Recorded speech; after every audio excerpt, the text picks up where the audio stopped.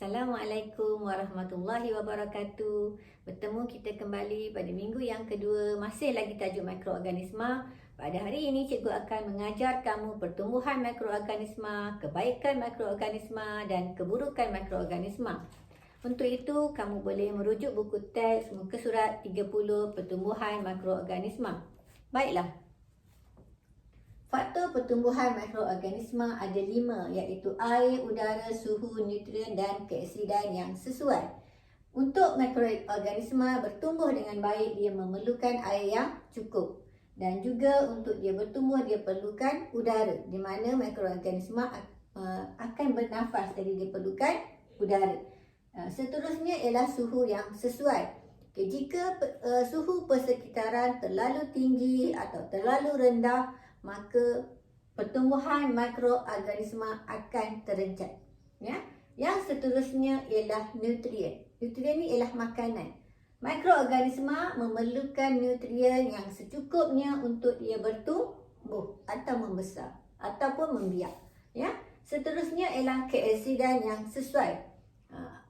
Mikroorganisma juga akan bertumbuh pada keaksidan yang sesuai. Baiklah, untuk kita menunjukkan bukti, mencari bukti bagaimana mikroorganisma ini bernafas, kamu boleh merujuk kepada buku teks muka surat 26, iaitu aktiviti di mana campuran air suam dengan yeast dimasukkan ke dalam botol dan digoncangkan. Kemudian kita letakkan belon. Selepas beberapa minit, kita akan dapati belon tadi dia akan mengembang. Ini menunjukkan bahawa mikroorganisma bernafas dan membebaskan gas karbon dioksida. Untuk itu, cikgu nak kamu salin langkah-langkah untuk aktiviti 1 pada muka surat 26. Kemudian kamu jawab soalan untuk aktiviti 1 berdasarkan buku teks muka surat 26. Dan kamu salin ni semua juga dalam buku teks, dalam buku tulis, silap cikgu. Okey, baiklah. Kebaikan mikroorganisma dan keburukan mikroorganisma cikgu akan pertontonkan melalui video ini dan cikgu nak kamu dengar.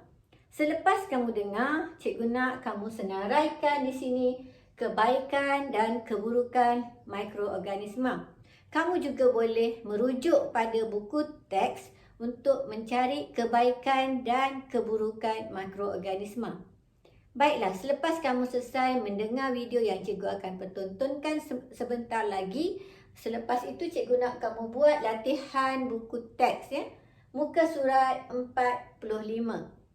Cikgu ulang sekali lagi, latihan pada buku teks muka surat 45, soalan nombor 7 sahaja. Soalan nombor 7 sahaja. Cikgu harap kamu dapat menyiapkan tugasan yang cikgu berikan ini dan sila dengar video ini sampai habis.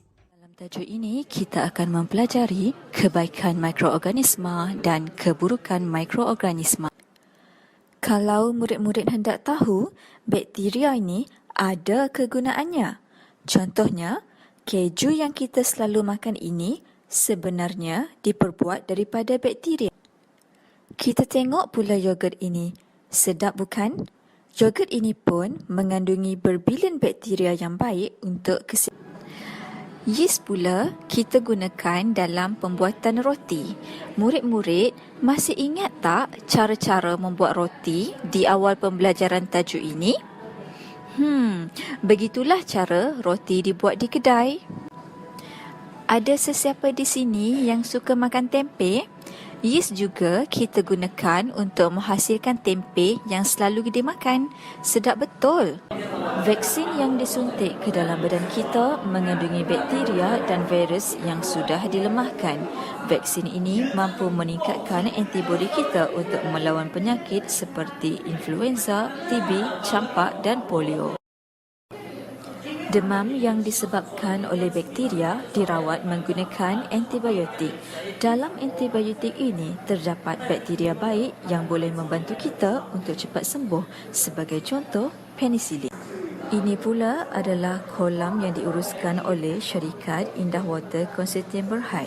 Di dalam kolam ini, mikroorganisma seperti bakteria dan kulat digunakan untuk menguraikan bahan organik dari rumah.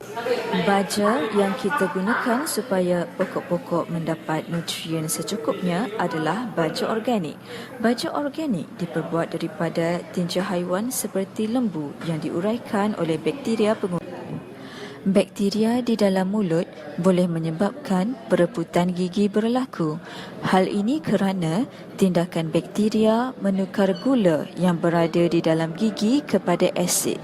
Asid pula akan menyebabkan perebutan gigi. Mikroorganisma yang bertumbuh di atas makanan akan menyebabkan makanan menjadi rosak. Tindakan mikroorganisma ini menyebabkan perubahan makanan dari segi tekstur, warna, bau dan rasa. Bahan makanan yang telah rosak boleh mengakibatkan keracunan makanan. Penyakit berjangkit seperti konjungtivitis dan cacar air boleh merebak melalui makanan dan minuman yang dicemari. Udara juga merupakan ejen penyebaran penyakit ini apabila seseorang bersin dan batuk. Virus dan bakteria bertanggungjawab di atas penyakit ini.